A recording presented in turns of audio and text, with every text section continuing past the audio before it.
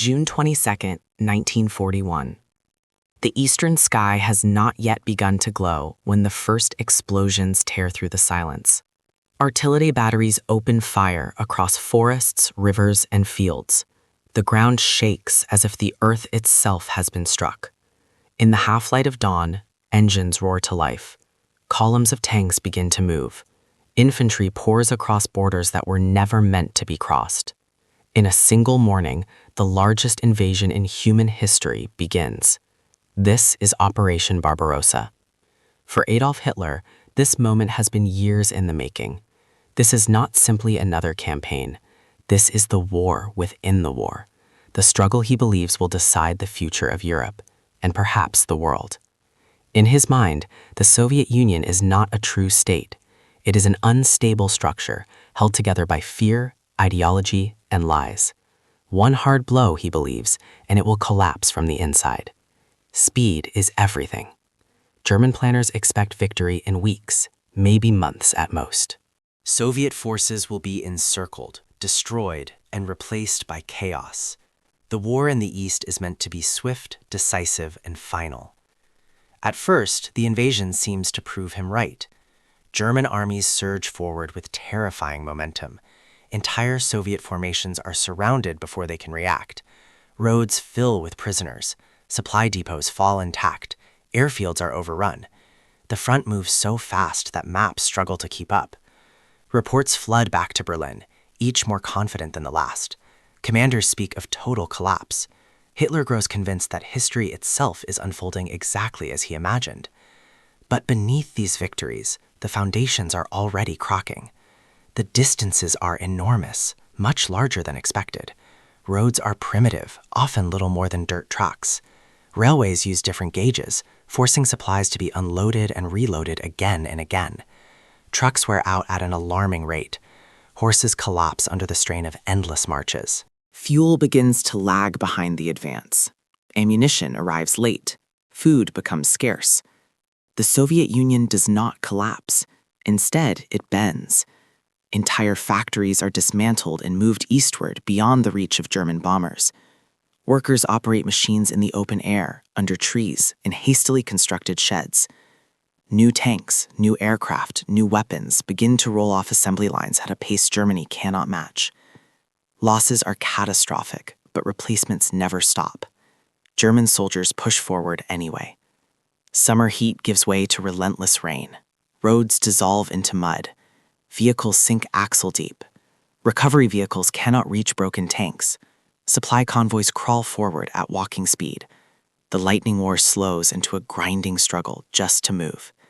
Still, the advance continues. But now strategy begins to fracture. Moscow is tempting. Ukraine offers resources. Leningrad holds symbolic value. Instead of a single decisive thrust, German forces are split. Armies are redirected. Momentum bleeds away day by day. Time, the most critical factor in the invasion, slips through Germany's fingers. By autumn, exhaustion is everywhere. Troops fight constantly without rest. Equipment breaks faster than it can be repaired. Casualties mount. Yet the orders remain the same. Advance, no matter the cost. Then winter arrives. German soldiers are unprepared. Uniforms are thin. Boots offer little protection. Weapons freeze. Engines refuse to start. Lubricants turn solid. Frostbite incapacitates thousands before a single shot is fired. The Soviet winter is no longer just weather. It becomes a weapon. As temperatures plunge, Soviet counterattacks begin to strike exposed German flanks. Fresh divisions appear seemingly out of nowhere. Supply lines are cut. Overextended units find themselves isolated and under constant pressure. What was meant to be a campaign of movement becomes a desperate fight to hold ground already taken. The illusion of control collapses. Hitler refuses to accept reality. Retreats are forbidden. Positions must be held at all costs. Commanders who suggest withdrawal are overruled or dismissed. Entire units are sacrificed where they stand. Flexibility dies. Initiative vanishes. German forces bleed themselves dry trying to obey impossible orders. By early 1942, it is clear that Operation Barbarossa has failed. not in one dramatic moment, but through relentless accumulation. Every kilometer advanced has cost more than it delivered. Every victory has created new problems. Every delay has strengthened the enemy. Germany is now locked into a war it cannot win. The Soviet Union grows stronger with each passing month. New armies form. New strategies emerge. Confidence replaces desperation. Meanwhile, German resources shrink. Manpower thins. Equipment wears out. Morale erodes. Everything that follows traces back to this decision. Stalingrad, Kursk, the long retreat west, the destruction of entire armies. The slow collapse of the Third Reich. Operation Barbarossa was meant to destroy the Soviet Union. Instead, it destroyed Germany's chance of victory. From this moment on, the outcome of the war is no longer a question of if, it is only a question of when.